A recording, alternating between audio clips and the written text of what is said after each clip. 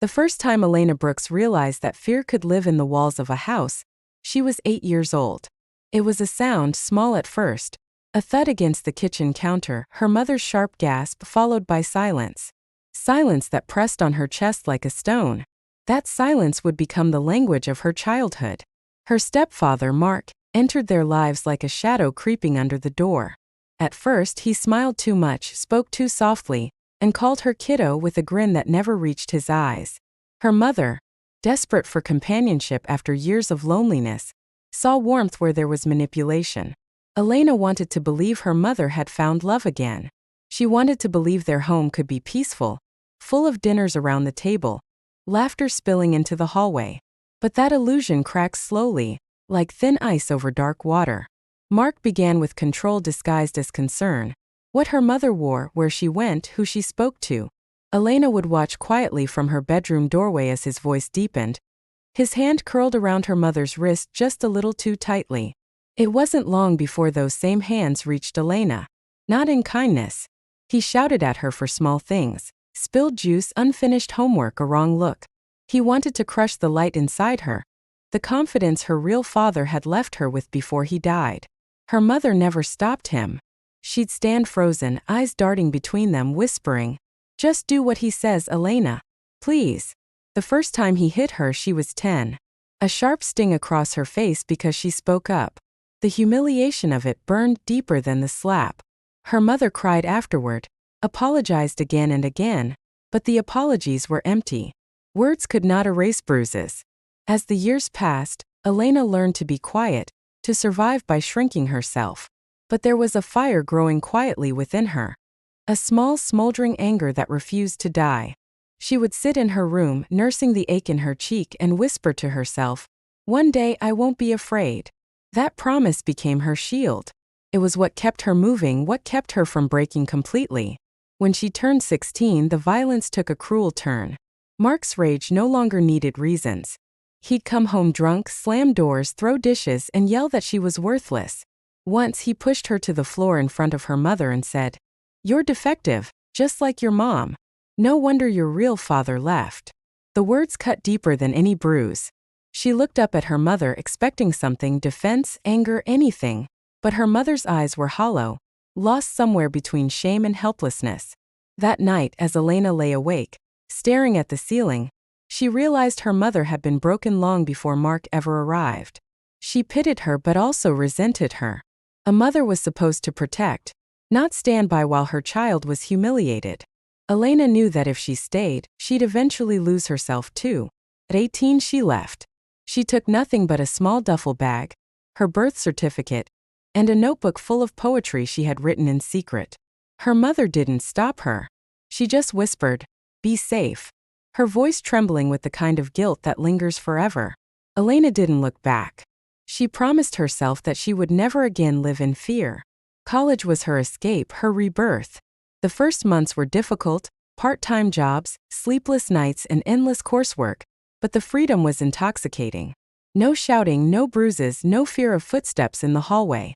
Slowly, she began to rediscover herself. She made friends, laughed without looking over her shoulder, and started writing again. Her professors noticed her talent, encouraging her to turn her pain into prose. Writing became her therapy. Each word was a stitch, closing old wounds. But the past doesn't stay buried forever. One afternoon, she received a call from an unknown number. It was her mother. Her voice trembled as she said, "Elena, please come home. Mark is sick. He's dying." The words twisted something inside her. She hadn't thought of him in years, but the memory of his cruelty lingered like a scar that never fully healed. Her first instinct was to hang up. Yet part of her, some quiet, fragile part, needed closure. She agreed to visit. When she arrived, the house was smaller than she remembered, the walls dull and cold. Her mother looked older, frilier. Mark was in a hospital bed set up in the living room, tubes running across his body. His once commanding presence was reduced to weakness. He looked at her with eyes that flickered between regret and bitterness. "Didn't think you'd come," he muttered. She didn't respond. Instead, she stood tall, the trembling girl from years ago long gone. "I didn't come for you," she said quietly. "I came for her." She turned to her mother, who broke down in tears. Elena didn't comfort her. She had spent years comforting herself when no one else would. Over the next few days, she stayed long enough to help her mother find care assistance, handling the paperwork Mark never bothered with. He died 2 weeks later. When her mother called to tell her, Elena felt nothing. No relief, no sadness. Just emptiness. The kind of void that comes after years of caring too much. It was only later, after the funeral, that her mother confessed. She had known what Mark did. Every slap, every insult, but she stayed because she was afraid. Afraid of being alone. Afraid of the world without him.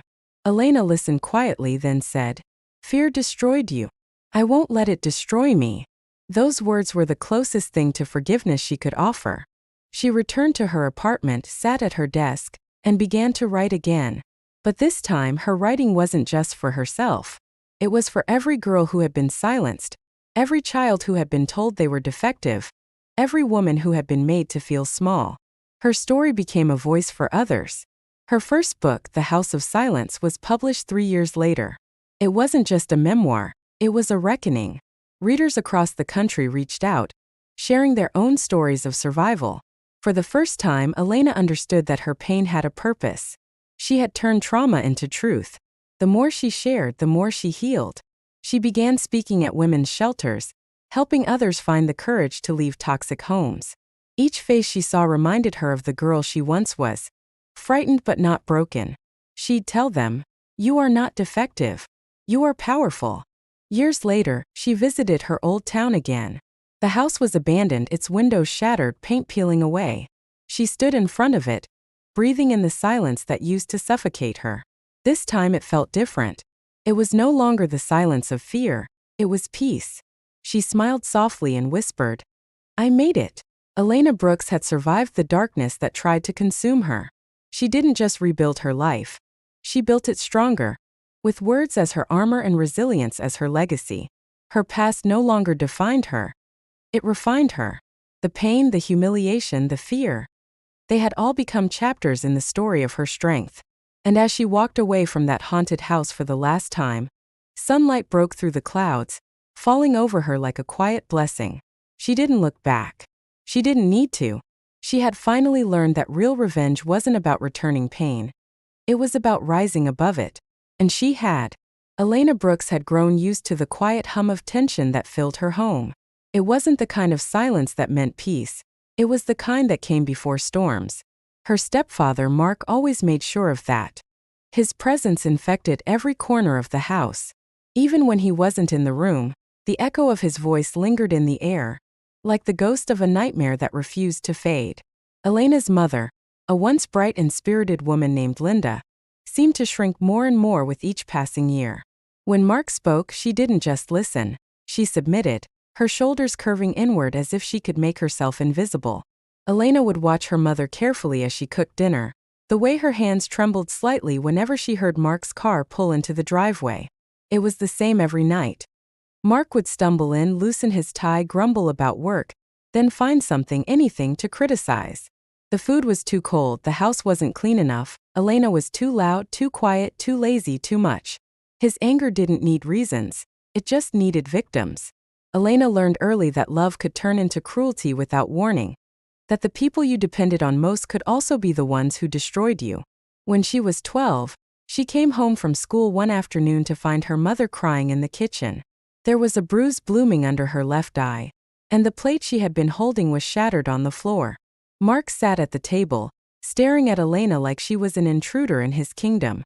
"Your mother needs to learn some respect," he said coldly, sipping his beer. Elena froze, her heart pounding. She wanted to scream, to tell him to stop, but her mother's trembling hand reached out, signaling her to stay quiet. That was the unspoken rule in their home. Silence meant survival, but silence had a cost. It ate away at her from the inside. Each insult, each slap, each look of helplessness from her mother chipped away at something vital within her. By the time she turned 16, Elena was a master of invisibility. She moved quietly, spoke rarely, and avoided confrontation at all costs. But beneath the quiet obedience, anger was building. A slow, smoldering fire that refused to die. One night, Mark came home drunker than usual. His footsteps were heavy, unsteady. He was muttering something under his breath as he stumbled into the kitchen where Elena was washing dishes. "Why are you still up?" he barked. She didn't answer. His hand came down on the counter with a loud smack. "I asked you a question," he shouted. She flinched but stood still, refusing to give him the satisfaction of fear. That only enraged him more. "You think you're better than me, huh?" he sneered. "You and your fancy grades, your college dreams. You'll never make it. You're defective, just like your mother." That word, defective, lodged itself deep inside her, twisting like a knife. Before she could react, his hand struck her face. The world blurred for a moment, pain flashing across her cheek. Her mother came rushing in, screaming his name, begging him to stop. He shoved her aside. The sound of her mother hitting the floor made Elena snap. For the first time, she didn't run. She didn't cry. She looked him straight in the eyes and said, her voice shaking but steady, "One day you'll regret ever touching us." He laughed. A low, cruel laugh. "You're just a stupid girl. You'll come crawling back one day, begging for help." He was wrong. She never did. 2 years later, on a cold December night, Elena packed a small bag and left. No note, no goodbye. Her mother tried to call out to her, but her voice was weak, buried under years of submission. Elena didn't look back. The moment she stepped outside, the air felt different, sharp, clean, full of possibilities. It was the first breath of freedom she had ever tasted. The first months were hard. She worked 2 part-time jobs while attending community college, surviving on instant noodles and cheap coffee. There were nights when exhaustion made her cry quietly into her pillow, but she never gave up. Every bruise, every insult became fuel. She was determined to build a life that Mark couldn't touch. She started writing again. Stories about strong women, broken homes, and the quiet strength it takes to survive. Writing was her rebellion, her way of turning pain into power. Her English professor, Mrs. Turner, noticed her talent and encouraged her to enter a short story competition. Elena hesitated at first. Sharing her words meant opening wounds, but she did it anyway. Her story, titled "The Girl Who Refused to Break," won first prize. That moment changed everything.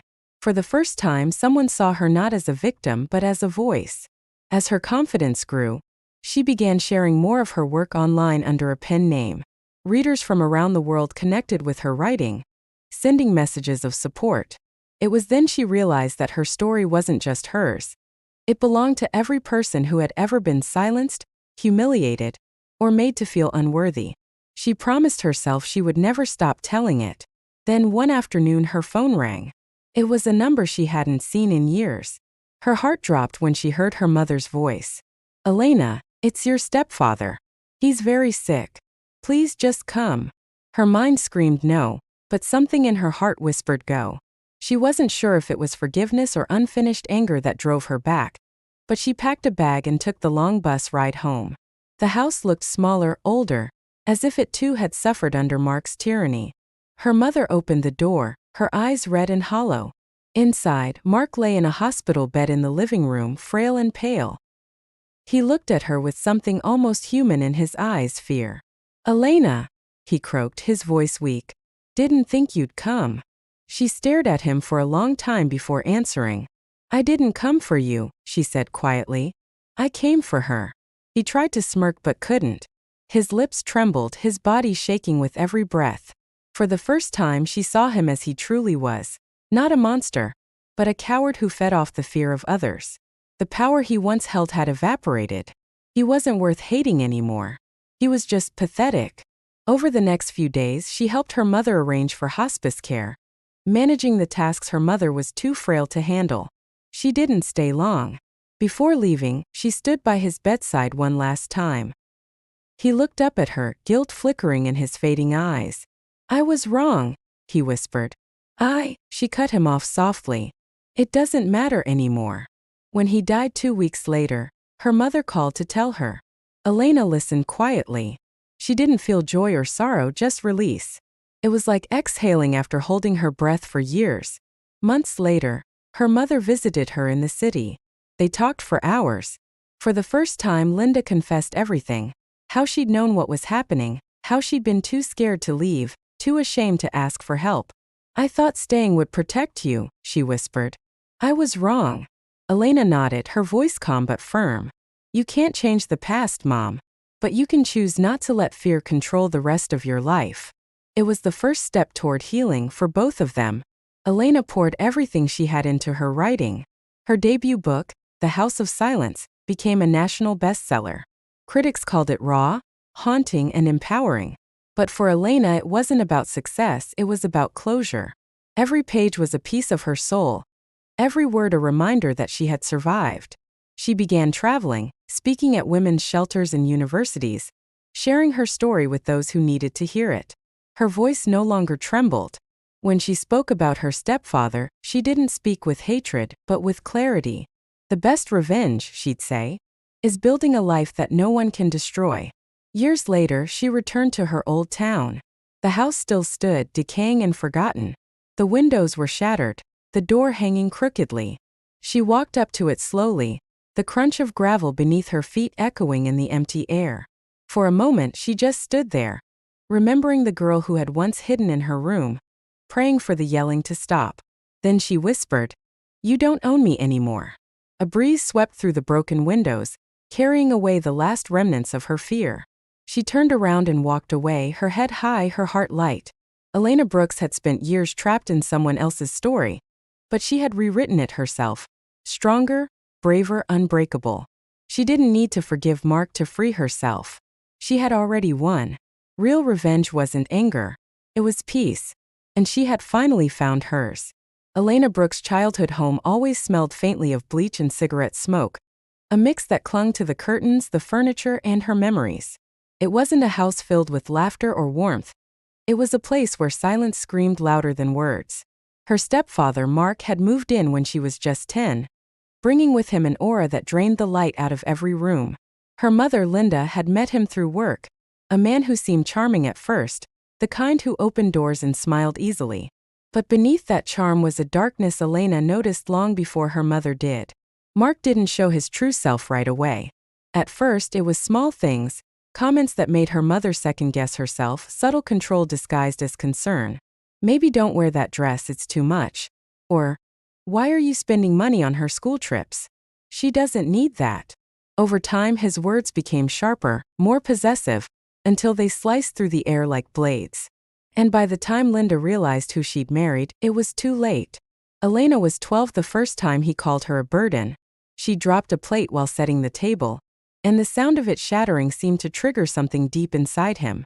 His hand came down hard on the table, his face twisting with rage. "You're just like your mother," he spat. "Clumsy, useless."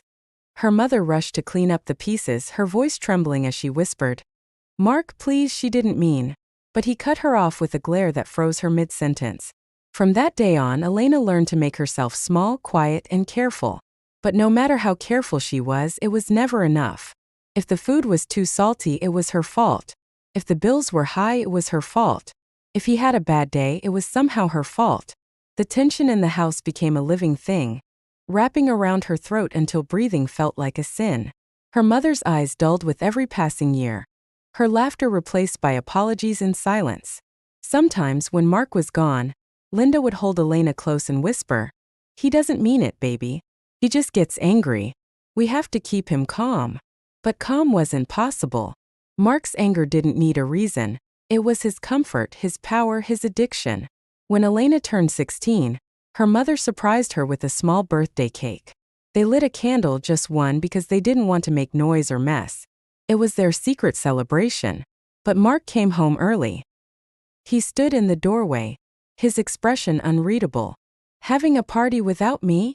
he asked, his voice low but dangerous. Her mother stammered, "It's just a small." Before he slapped the cake off the table, the frosting splattered across the floor, and Elena watched her mother crumble into apologies. Something inside her broke that day. That night, after he passed out drunk in front of the TV, Elena crept to her room and stared at her reflection in the mirror. Her cheek still stung from where he'd grabbed her earlier, the imprint of his fingers faint but there. For the first time, she whispered to herself, "I'm not staying here forever." It was a promise she clung to through every storm that followed. By 18, she'd saved just enough from her part-time job at a grocery store to leave. She didn't tell anyone. Not her teachers, not her mother, not even her best friend. The night she left, her mother begged her to stay, tears streaking down her face. "You don't understand," Linda said, her voice breaking. "He'll get worse if you go." But Elena shook her head. "He'll never change, Mom. And I can't keep living like this." She hugged her one last time, whispered, "I love you," and stepped out into the cold night. The world outside was harsher than she imagined. Freedom came with hunger, exhaustion, and loneliness.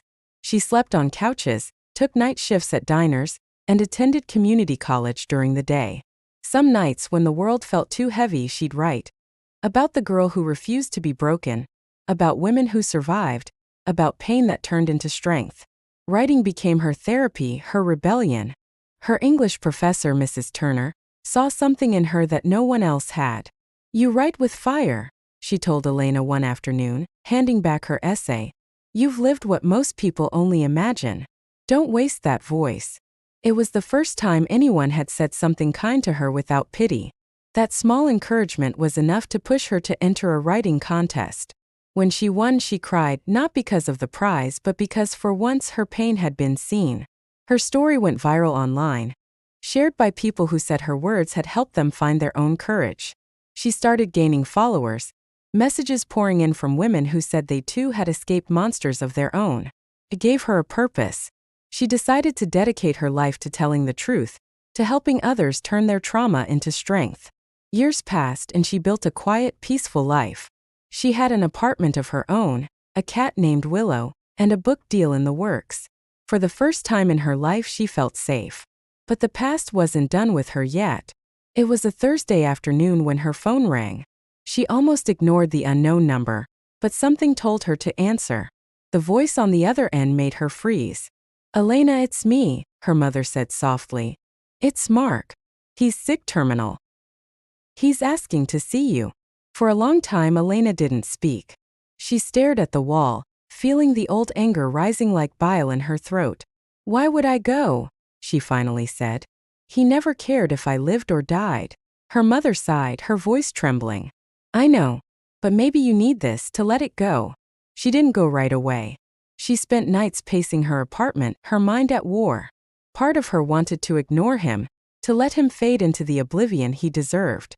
But another part, the part that still dreamed of peace, knew she needed closure.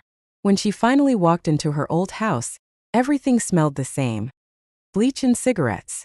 The walls were yellowed, the furniture older, but the ghosts were all still there. Her mother hugged her tightly, whispering, "Thank you for coming." Mark lay on a hospital bed in the living room, tubes snaking out of his body. He looked smaller, weaker, his skin gray and stretched. When he saw her, he tried to smile. "Elena," he croaked. "Didn't think you'd come back." She didn't answer. She just looked at him, her face calm, unreadable. He coughed, wincing. "I was hard on you. I know that." She crossed her arms. "You destroyed us," she said quietly. "You made her afraid of everything. You made me afraid of myself." He swallowed, his eyes flickering with guilt, or maybe just fear. "I wanted control. I didn't know how to be better." She took a deep breath. "You don't get to make excuses." He nodded weakly, eyes filling with tears. "I know. I'm sorry." For a long moment, silence filled the room. Then she said, "I don't forgive you, but I don't hate you anymore. You're not worth it." She turned to her mother, who stood frozen in the doorway. "Come with me," she said softly. And for the first time, her mother nodded. In the months that followed, she finished her book, a story about pain, survival, and rebirth. She titled it The Quiet Storm. It became a bestseller. She donated part of her earnings to shelters for women and children escaping abuse. When asked in interviews if her story was true, she would smile and say, "Parts of it." Her mother eventually moved in with her, and they began to rebuild what Mark had tried to destroy. It wasn't easy. Years of fear don't vanish overnight, but slowly laughter returned to their lives. One summer afternoon, Elena drove back to her old neighborhood. The house was abandoned now, the paint peeling, windows boarded up.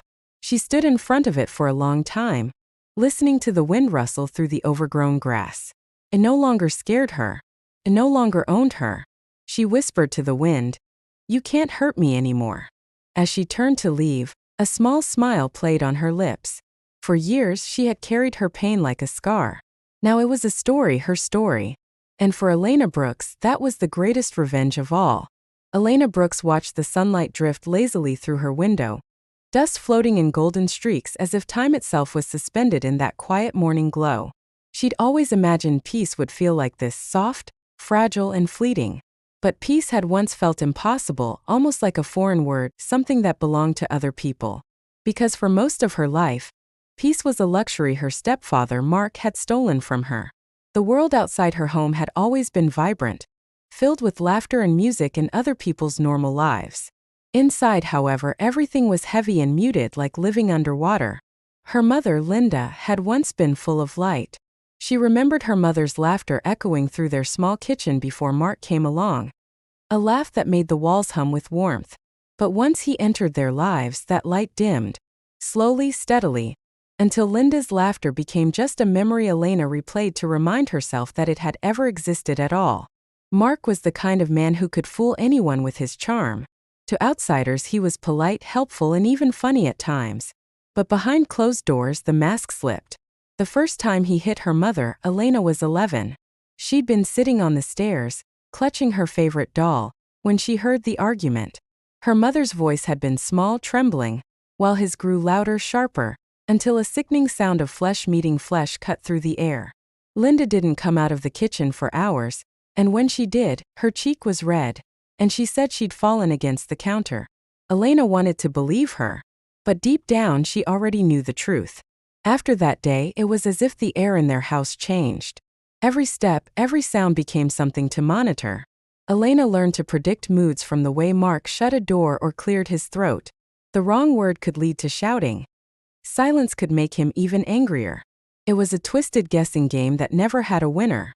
Mark was cruel in ways that weren't always visible. He'd say things meant to cut deeper than any slap ever could. "You're just like your mother," he would sneer. "Weak. Stupid. Useless." Sometimes he'd grab Elena by the wrist and shake her until her teeth rattled. "You think anyone's going to love you when you grow up? You'll be nothing without us. You'll end up just like her." The more he talked, the more she started to believe it. Her mother's silence hurt almost as much as his words. Linda would hover in the background, wringing her hands, whispering, "Please don't make him angry." It was always "don't make him angry." Never "he shouldn't hurt you." That difference built a wall between mother and daughter, one made of disappointment and heartbreak. School became her refuge. The quiet hum of the classroom, the smell of old books, the structure of it all. Those things gave her a fragile sense of control. She excelled in writing, her notebooks filled with stories of girls who fought monsters and won. But she never told anyone who her monsters were. Teachers noticed her withdrawn nature, her long sleeves in summer, but when they asked if everything was all right at home, she'd smile and say yes, because saying no felt dangerous. One night, when she was 16, Mark came home drunk. He stumbled into the living room, angry about something that had nothing to do with her, but she happened to be there, folding laundry.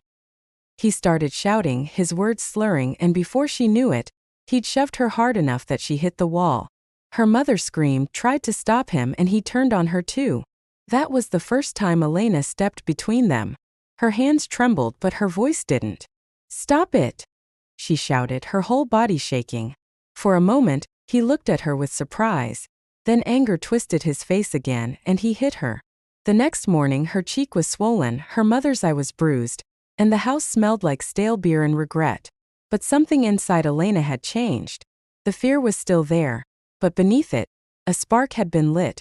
An understanding that she couldn't live like this forever. She began planning in secret, saving every dollar from her after-school job, hiding money in a shoebox behind her dresser. She started researching shelters, scholarships, anything that could help her leave. For 2 years she lived like a ghost, pretending to obey, smiling when she had to, biding her time. The night she left, the moon was a pale crescent in the sky. She packed one small bag, clothes, a notebook, a photograph of her mother from before Mark, and walked out quietly. The cold air stung her cheeks, but the freedom in her lungs felt intoxicating. For the first time, she wasn't afraid of what might come next. She was only afraid of staying. The first few months were brutal. She slept in shelters, worked long hours, and sometimes went days without a proper meal. But no matter how hard it got, she refused to go back. Every hardship felt like proof that she was still free. She kept writing, scribbling stories on scraps of paper during bus rides or breaks at work. Writing became her weapon, her escape. By the time she turned 21, she was living in a tiny apartment and taking college classes part-time. Her professor, Mrs. Turner, became the first person to truly see her. One afternoon after class, she said, "Elena, your writing has power. It feels like you've lived 100 lives." Elena smiled faintly. "Sometimes one life feels like 100, she replied. It was Mrs. Turner who encouraged her to submit her essay to a national contest. She hesitated, who would care about her story? But eventually she did it. When the email came saying she'd won, she sat frozen for a long time before tears spilled down her face. She wasn't crying for victory. She was crying because for once her pain had turned into something meaningful. The essay went viral. People across the country shared it, commenting about how deeply it touched them. Messages flooded in. Some from survivors of abuse, some from strangers just offering love and support. For the first time in her life, Elena realized that her voice had power, that the silence Mark had beaten into her could now break others free. Years passed and her success grew. She published a book, The Quiet Storm, that became a bestseller. She started speaking at events, using her story to advocate for victims of domestic abuse. Every time she stepped on a stage, her voice steady and strong, she thought about the scared little girl she used to be. And she promised herself she would never let that girl be silenced again. But one evening, her past came knocking once more. She received a call from her mother. Her voice was soft, almost a whisper. "Elena, it's Mark. He's dying. He wants to see you." For a long time Elena said nothing. The years fell away in an instant. She could almost smell the old house again, the bleach, the smoke, the fear. "Why would I go?" she finally asked. "Because maybe you need to," her mother said quietly. "For yourself." The thought haunted her for days. Finally, she decided she needed to face him.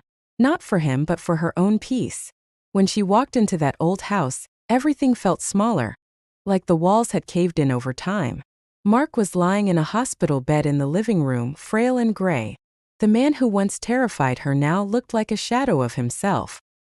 He looked up when she entered, his voice hoarse. "Elena," he rasped. "You came." She didn't move closer. "You wanted to see me?" He nodded weakly. "I'm sorry," he whispered. "For what I did. For everything." She watched him emotionless. "You don't get to fix this with words," she said softly. "You can't undo what you did. You took away years I'll never get back." He swallowed hard, his eyes filling with tears. "I know. I was a coward. I don't expect forgiveness." She took a deep breath, feeling the weight of years lift just slightly. "Good," she said. "Because I'm not here to forgive you. I'm here to let you go." Then she turned to her mother, who stood in the doorway, eyes glistening. "Come with me," she said. "Let's leave this place." They walked out together, closing the door behind them. When Mark died 2 weeks later, Elena didn't cry. She sat by her window watching the sunrise paint the sky in shades of gold, and whispered, "I'm free." That morning, she opened her laptop and began writing again. Not about pain, but about healing. Her next book wasn't about revenge or trauma. It was about finding peace in the ruins. And as she typed the final line, Elena Brooks realized that her greatest act of revenge wasn't making him suffer. It was living a life so full, so peaceful, that he no longer existed in it at all. Elena Brooks woke up to the distant hum of morning traffic outside her small apartment window. The faint scent of coffee filled the air, mingling with the soft sound of rain against the glass. She wrapped her hands around her mug, staring at the city skyline as her reflection looked back at her. A woman who had fought her way out of darkness and learned how to breathe again. There were still nights when she woke up gasping, her heart racing as echoes of old memories clawed at her mind, but those moments were becoming fewer now. Healing wasn't a straight line. She knew that, but every step forward still mattered. She thought back to the years that had shaped her, Years that seemed like someone else's story now. There had been a time when she'd thought happiness was something she'd never deserve, that love was a language she'd never be fluent in. But the truth was she had always been capable of both. She'd just been surrounded by people who tried to convince her otherwise. Her stepfather, Mark, had been a monster disguised as a man. He'd come into their lives when she was 9, all smiles and charm, pretending to be the kind of man who could fix what was broken. Her mother had fallen for it. At first, Elena had wanted to believe it too. She remembered the way her mother had dressed up for their first dinner together, glowing with a hope that Elena hadn't seen in years since her father's death. Mark had brought flowers, cooked dinner, and made them both laugh. For a while, Elena thought maybe they could be a family again. But monsters don't always show their teeth right away. They wait. They build trust, they learn your weaknesses, and then they strike. It started with little things. Comments that stung but could be brushed off. The way Mark corrected her mother in front of others. The subtle possessiveness that grew like ivy, twisting itself around every part of their lives. Then came the yelling, the slamming doors, the constant tension that turned the house into a minefield. And when Mark realized that fear gave him power, he started using it freely. The first time he hit her mother, Elena's world split in two. One half was the life she'd known before, the laughter, the warmth, the sense of safety, and the other half was the reality she'd live in from then on. A world where love was tangled with control and silence became survival. He never needed a reason. Sometimes it was because dinner wasn't hot enough, sometimes because she spoke too softly, and sometimes because she spoke at all. Elena learned to read the shift in the air before the storm came. The sound of his boots on the floor, the smell of alcohol, the way her mother's hands trembled when she passed him a plate. All were warnings. When Elena turned 14, the attention turned on her. It started with harsh words, the kind that left bruises you couldn't see. You're worthless. You're not even mine. Why should I feed you? Then came the shoves, the grabs, the rage that burned in his eyes like he wanted to destroy something just to prove he could. Her mother would stand there, frozen, whispering, "Please, Mark, stop." But she never made him leave. She was too scared, too broken, too convinced she couldn't survive without him. Elena learned to hide the bruises under long sleeves, to lie about where the marks came from. At school, she smiled when people asked how she was. No one suspected a thing. Teachers praised her for her grades. Friends told her how strong she was, but no one saw the cracks beneath the surface. She felt invisible, and sometimes that invisibility was a relief. One night, when she was 16, Mark came home angrier than usual. His job had been cut, his pride wounded, and he wanted someone to blame. Elena was in the living room, reading quietly when he stumbled in, reeking of whiskey. His voice was sharp, his words slurred. "You think you're better than me, huh? Sitting there like you own this place." She didn't even have time to respond before his hand struck her across the face. The shock of it left her dizzy, her vision flashing white. Her mother screamed, running to pull him back, but he shoved her too. Something inside Elena broke that night. Not her body, but her fear. For the first time, she screamed back, "Enough! Don't touch her." Mark froze, then laughed, a cruel, hollow sound. "What are you going to do, little girl?" he sneered. And then he hit her again. That night, as she sat on the bathroom floor with a swollen cheek and trembling hands, Elena made a silent promise to herself. One day she would leave and she would never look back. Took her 2 years. 2 years of saving every penny she could from her part-time job, of hiding cash in old books and inside the lining of her backpack. 2 years of pretending everything was fine so Mark wouldn't notice her plans. She waited until the night she turned 18, when the house was quiet, and her mother was asleep. She packed her bag, kissed her mother's forehead and whispered, "I'll come back for you." Then she walked out the door into the dark. The world outside was cold but free. She found shelter in a women's home downtown, where she met other girls who had survived their own nightmares. For the first time, she didn't feel alone. They shared stories in hushed voices, healing each other with empathy and shared pain. She got a job at a diner, working long shifts and taking community college classes at night. She wrote whenever she could, stories of survival, of fear, of women finding their voices again. Her writing became her therapy, her rebellion against the silence she'd been forced to live in. When one of her professors encouraged her to submit an essay about her life, she hesitated. Writing about it meant reliving it. But she did it anyway. The essay, titled "The Girl Who Learned to Breathe Again," went viral online. Thousands of people read it, shared it, and reached out to say her words had given them courage. That was the first time she realized her pain had a purpose. That maybe what she'd endured could help others escape their own cages. She was 23 when her first book was published. It was raw, emotional, and honest, a collection of stories and essays that spoke to anyone who had ever felt trapped or silenced. It became a bestseller. People called her an inspiration, a survivor, a voice for the voiceless.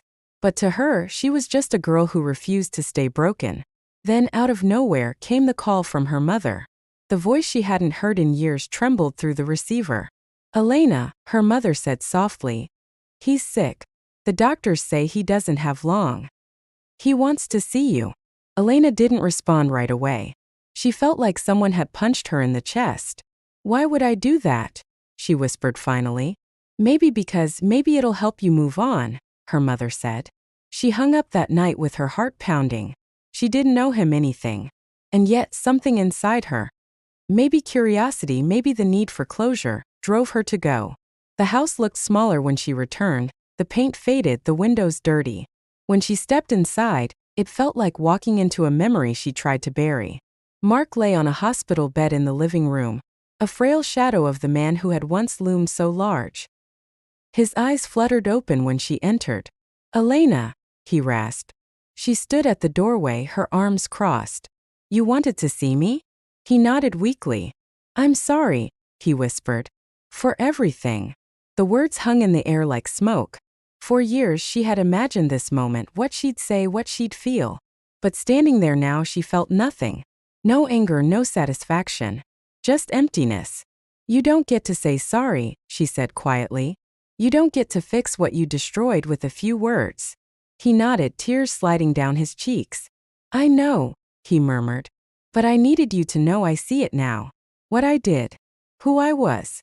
She took a deep breath, steady and sure. "Good," she said. "Then I don't have to carry it anymore." Her mother stood behind her, eyes wet. Elena turned to her. "You don't have to stay here," she said softly. "You can come with me. Start over."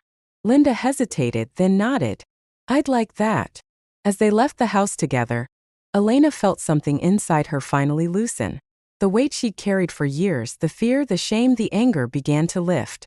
When Mark died 2 weeks later, she didn't cry. She didn't even attend the funeral. Instead, she sat at her desk, opened her laptop, and began to write again. Her new book wasn't about pain this time. It was about healing, about reclaiming your life after someone tries to take it from you. It was about freedom. The final line read, "Sometimes, forgiveness isn't for them. It's for you, to let the past stop holding your hand." As she looked out the window that morning, the city alive and bright around her, Elena smiled. She had survived the storm. And now she was finally learning how to live in the sunlight. Elena Brooks stared out at the gray skyline from her small apartment balcony, the cool wind brushing her face as she sipped her coffee. The city below hummed with life. People rushing, horns blaring, distant sirens crying out. Yet she felt an odd calm inside her, as if every sound was part of a symphony she'd finally learned to understand. Years ago, noise meant chaos. Now it meant she was alive. It meant she was far from that house, far from him. Sometimes she still woke up gasping, her throat dry, her heart thudding like she was running from a ghost. The nightmares always began the same way, the sound of his boots against the floor, heavy and deliberate, followed by her mother's trembling voice whispering, "Elena, please don't say anything tonight." Then came the shouting, the crash of something breaking, her mother crying, and his rage filling every inch of that suffocating house. She would wake up drenched in sweat, gripping the sheets, her chest tight. But every time she would remind herself, she was not there anymore. She had escaped. She had survived. Elena had grown up in a small town where gossip spread faster than rain. After her father's death, her mother Linda had struggled to hold everything together. When Mark came along, he seemed like a savior. He wore nice shirts, drove a decent car, and told her mother everything she wanted to hear. That she deserved to be happy again, that he would take care of them both. He smiled often in those days, a smile that never quite reached his eyes, but no one noticed. Not even Elena. For the first few months things were good. He cooked dinner, fixed the creaky steps, took them both out for ice cream on weekends. Elena remembered her mother's laughter, how it had returned like sunlight after years of rain. She remembered thinking maybe this is what family feels like again. But people like Mark always changed once they believed they owned you. The first time he raised his voice, it was over something small. Linda had forgotten to put sugar in his tea. "You don't listen," he'd snapped, slamming the cup down. "I work all day, and you can't even do one thing right." He'd stormed off, leaving her mother in tears. The next day he brought flowers, kissed her cheek, and said he was sorry. Linda believed him. Elena didn't. The second time it wasn't just words. Linda had gone out with a friend without telling him. When she came home, Mark's handprint was already bruising on her face. Elena had never seen that kind of coldness before. The way his eyes gleamed with satisfaction when Linda apologized for making him lose his temper. That was the night Elena began sleeping with her bedroom door locked. He never hit her at first. He didn't need to. His words were sharper than knives, cutting into her confidence piece by piece. "You're useless," he'd mutter. "You're lucky your mother lets you stay here." Every time she spoke, he interrupted. Every time she tried to help, he found something to criticize. By the time she was 14, she'd learned how to disappear. She moved quietly through the house, avoided eye contact, made herself small. But one night, when she accidentally spilled a glass of water, everything changed. He exploded, calling her names she'd never even heard before. When she tried to apologize, he grabbed her by the arm and shoved her against the wall. Her mother screamed for him to stop, and for a moment he did, only to turn and hit her instead. That was the night the house became a cage. Elena spent the next few years trapped inside that cycle. Her mother was too scared to leave, too dependent on Mark to imagine life without him. And Elena, still just a girl, didn't know how to escape. Teachers asked why she was so quiet, why she seemed tired, but she just smiled and said she was fine. She always said she was fine. When she turned 16, something inside her began to shift. She started working part-time at a local cafe after school. It was her first taste of freedom, the first place she could breathe without watching her words. The cafe owner, a kind woman named Donna, noticed the sadness in her eyes but never pushed. She simply said, "You've got strength in you, kid. I can see it."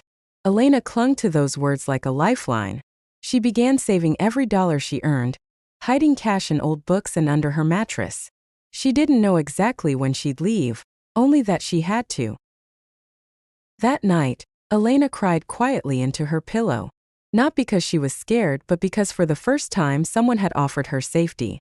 When she finally left, it was her 18th birthday. She'd waited for that day for years, counting down the months, the days, the hours. Her mother had baked her a small cake, smiling in that tired way she did now. Mark didn't even look at her. Later that night, when the house was silent and everyone was asleep, Elena packed a bag, slipped out the back door and walked into the dark. She didn't stop walking until dawn. She spent the first few nights at a shelter downtown. It wasn't glamorous, thin mattresses peeling paint, the smell of disinfectant lingering in the halls, but it was safe. No shouting, no slamming doors, no fists. For the first time in her life, silence was a comfort, not a warning. She got a job waitressing at a diner, took classes at community college, and started writing. It began as a journal, a way to untangle the chaos in her mind. But her words poured out faster than she could write them. The pain, the fear, the rage, all of it spilled onto the page. She started posting pieces of her writing online under a pen name. To her surprise, people responded. Strangers wrote to her, saying her words made them feel seen, understood. That they too had lived in fear. That they too had survived. For the first time, Elena realized her story wasn't just hers. It was thousands of others. And maybe, just maybe, sharing it could help someone else escape their cage. When she published her first essay, it spread like wildfire. People shared it across the internet, leaving comments like, "You're so brave," and "Thank you for speaking for us." Publishers reached out. TV shows wanted interviews. But she didn't care about fame. What mattered was that she had taken back her voice, the one Mark had tried to crush. Her first book, The Girl Who Learned to Breathe Again, came out when she was 23. It became a bestseller within weeks. Critics called it a masterpiece of resilience. But to Elena, It was simply a love letter to every girl who had ever been told she was too broken to heal. Then one day the past found her again. She was at her desk, editing her second book when her phone buzzed. The number was unfamiliar, but the voice that answered made her freeze. "Elena," her mother whispered. "It's me. He's sick. The doctors say he doesn't have long." For a moment she couldn't breathe. She thought she'd imagined the call, that it was some cruel trick of her memory. "Why are you telling me this?" she asked finally. "He wants to see you," her mother said. "He says he's sorry." Elena almost laughed, not out of amusement but disbelief. Sorry. That single word had never meant less. Still, after days of pacing, debating, and sleepless nights, she went. Not for him but for herself. The house was exactly as she remembered it, though smaller somehow, as if it had shrunk under the weight of years of misery. The walls were yellowed, the air stale. Her mother looked older, her shoulders slumped under invisible burdens. And in the living room, surrounded by machines and the faint smell of medicine, lay Mark. His eyes opened slowly when she entered. For the first time in her life he looked weak. "Elena," he croaked, his voice rough. "You came." She stood by the doorway, her expression unreadable. "You wanted to see me." "I wanted to say, I'm sorry." Those words hung heavy between them. For years she'd imagined what this moment would feel like. Would she scream? Would she cry? But now all she felt was emptiness. "You don't get to say sorry," she said quietly. "You don't get to erase years of pain with a few words." He nodded, tears in his eyes. "I know," he whispered. I needed you to know I see it now. What I did. Who I was." Elena stared at him for a long moment. "Good," she said softly. "Because I don't need to carry it anymore." Her mother sobbed quietly in the corner, guilt written all over her face. Elena turned to her, her voice gentler now. "You don't have to stay here. You don't owe him anything." Linda hesitated, then nodded through her tears. I think I'd like to come with you." They walked out together that night, mother and daughter, survivors at last. 2 weeks later Mark died. Elena didn't cry. She didn't even go to the funeral. Instead she wrote. Her second book wasn't about pain this time. It was about freedom. About choosing yourself. The last line of the book read, "Sometimes closure isn't found in their apology. It's found in your decision to stop needing it." Years later, as she stood on her balcony again, the sun dipping below the skyline, Elena smiled to herself. She had finally learned that peace wasn't the absence of the past. It was the courage to live beyond it. Days turned into weeks, and Elena found herself drifting between numbness and quiet rage. She couldn't understand how her mother, the woman who once promised to protect her from all harm, had stood there silently while her stepfather, John, shoved her, cursed at her, and spat out words so cruel that they left scars deeper than any bruise. Elena would sit in her small room late at night, clutching her old diary, replaying that night over and over again, wondering how everything had gone so wrong. It had been her 18th birthday, a day she thought would mark freedom. Instead, it became the day she lost the last shred of respect she had for her mother. John had been drinking again. He always did when something went wrong at work, and that day he'd lost a big contract.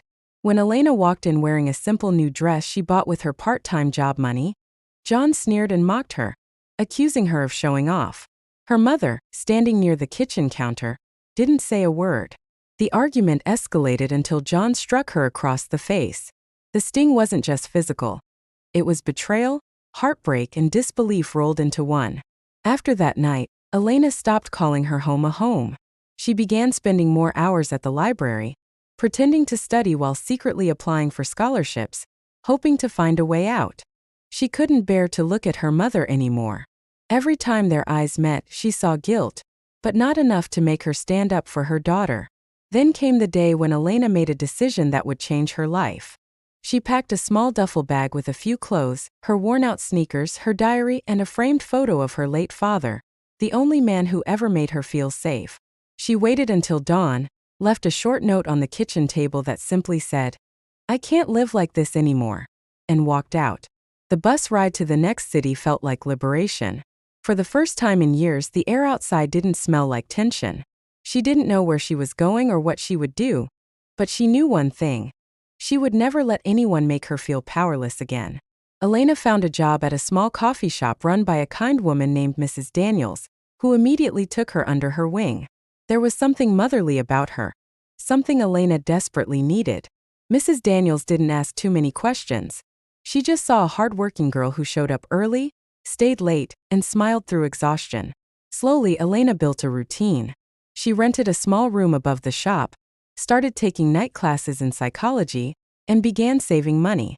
But every now and then, she'd wake up in the middle of the night, sweating, hearing John's voice echoing in her head, mocking her, calling her worthless. Those nights were the hardest. She'd sit by the window whispering to herself, "You're not worthless. Not anymore." 2 years passed and Elena transformed. Her timid demeanor hardened into quiet confidence. She had a plan now, a vision. She wanted to help people like her, those trapped in cycles of abuse and silence. She volunteered at a local shelter, listening to stories that mirrored her own pain. Every woman she met, every broken voice she heard, added fuel to the fire inside her. But one night, her past found her. She was locking up the coffee shop when she saw a familiar figure outside. Her mother. Older, thinner, eyes filled with regret. Elena froze, keys trembling in her hand. Her mother called her name softly, voice trembling. "Elena, please. I need to talk to you." A storm of emotions brewed inside her. Anger, sorrow, longing. "Why now?" Elena whispered, tears threatening to spill. "Why not when he was hurting me? Why not when I needed you most?" Her mother's voice broke. "He's gone, Elena. John passed away last month. I couldn't face you until now. I wanted to tell you I'm sorry. For everything." Elena's heart pounded. She didn't know how to feel. Relief? Vindication? Anger? She wanted to hate her, but a part of her, some fragile piece of the little girl who once adored her mother, ached to forgive. They sat together for hours, talking through tears, silence, and long pauses. Her mother confessed how trapped she had been, how afraid, how ashamed. Elena listened, but the wall she had built didn't crumble easily. She told her mother she couldn't forget, but she could try to forgive. It wasn't for her mother. It was for herself.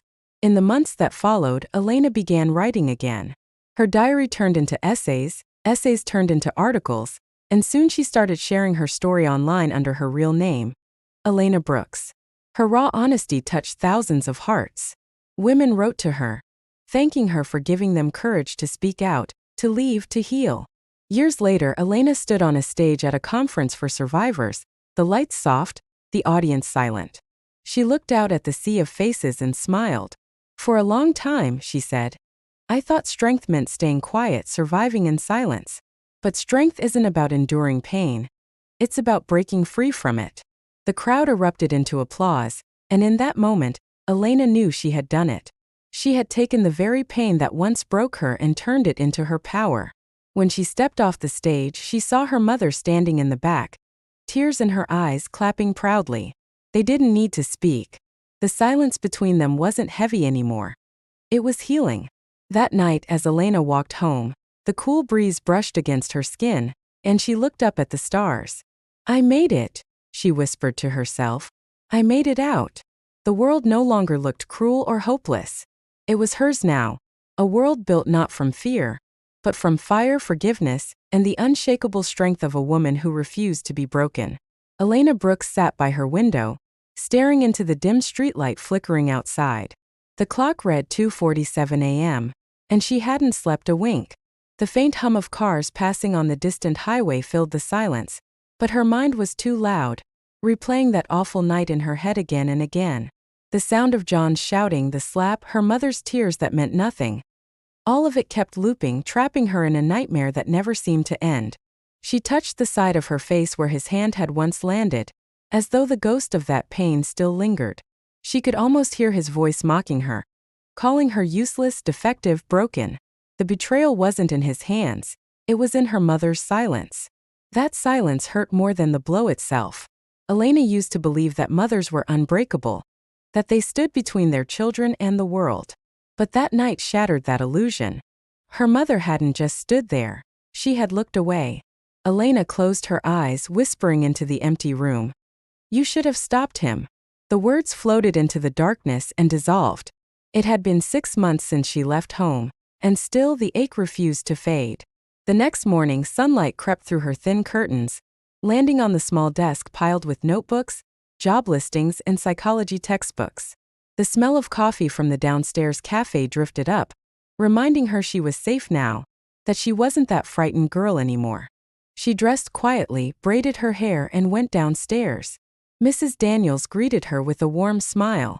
"Morning, sweetheart. You okay?" Elena forced a faint smile. "Yeah, just didn't sleep much." Mrs. Daniels studied her for a moment, then handed her a cup of coffee. "You need rest, not caffeine, but I know better than to argue with you." Elena chuckled softly, grateful for her kindness. Mrs. Daniels had never pried into her past, but she seemed to understand anyway. Maybe she saw the pain in Elena's eyes, the kind of hurt that doesn't fade easily. As the day went on, Elena poured coffee for customers, wiped tables, and lost herself in the hum of routine. But her mind drifted often, to her mother, to John, to that broken version of herself she'd left behind. At night, after closing, she'd sit by the window in her tiny apartment, writing in her journal. The pages were filled with anger, confusion, and longing. She wrote to her younger self, telling her that one day she'd be free. 2 years later, freedom felt real. She had finished her associate degree, moved into a better apartment, and started volunteering at a women's shelter. The first time she sat across from a trembling young woman who whispered, "He hits me and I don't know what to do." Elena felt her heart break all over again. But this time it wasn't weakness, it was empathy. She took the girl's hand and said, "You're not alone. I've been there." Word spread about the kind volunteer who always stayed late, who listened without judgment. The women began calling her the quiet storm. Elena found comfort in their stories, even as they mirrored her own pain. It was strange, helping them healed her. Then one rainy evening, as she was leaving the shelter, she saw a familiar figure standing under a streetlight. Her breath caught. It was her mother. The years had not been kind to her. Her hair was streaked with gray, her eyes swollen with tears. "Elena," she said softly, her voice trembling, "please just hear me out." Elena's instinct was to turn and walk away. The memories came flooding back, the shouting, the humiliation, the helplessness.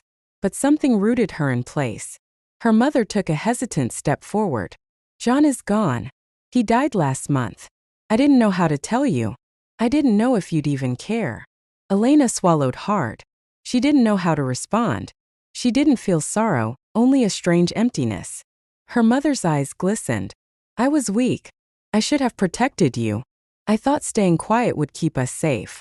I was wrong. I failed you." Elena's voice shook. "You didn't just fail me. You abandoned me." "I know," her mother whispered, "and I'll live with that forever. But I need you to know that I never stopped loving you." The words hit Elena like a wave. Love? That word felt foreign between them now. She wanted to believe it, but trust wasn't something that could be rebuilt overnight.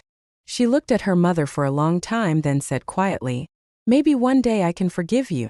But not today." Her mother nodded, tears streaming down her face.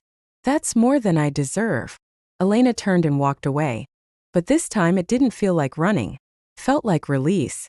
Months passed and Elena kept writing. She started a blog about survival and healing, using her real name for the first time. Her words reached people across the country. She received hundreds of messages, some thanking her, others sharing their own stories.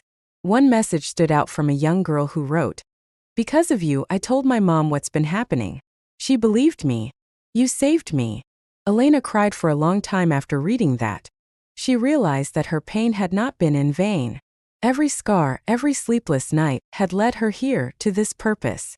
Years later, she stood on a stage at a women's conference, the lights warm against her face.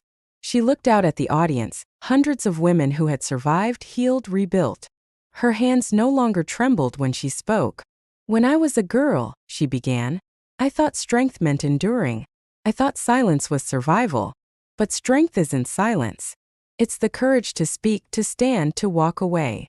The crowd rose to its feet, applauding, crying, cheering. Elena smiled, and for the first time she truly believed she was free. When the event ended, she noticed someone standing quietly near the back, her mother. Their eyes met across the room. Her mother clapped, tears glistening under the lights, pride shining through her sorrow. Elena didn't look away this time. That night, as she walked home under the soft glow of streetlights, Elena felt a peace she'd never known before. She looked up at the sky, whispered to the stars, "I survived. I'm stronger now." And in that whisper, she let go not of her past, but of the pain that once defined her. Elena Brooks was no longer a victim. She was a voice, a light, and a promise that no wound, no matter how deep, could keep her from rising again. Elena Brooks stood on her apartment balcony, watching the city pulse beneath her. The same skyline that once felt so distant now felt alive, familiar, hers. The years of pain had reshaped her, tempered her spirit into something fierce and unbreakable. The bruises had long faded, but the lessons remained, etched deep in her soul like scars that no longer hurt, only reminded. The night air was soft, brushing against her face as if to whisper that it was over, that she had finally come home to herself. The voices of the past, John's cruelty, her mother's silence, her own desperate pleas, had grown quiet.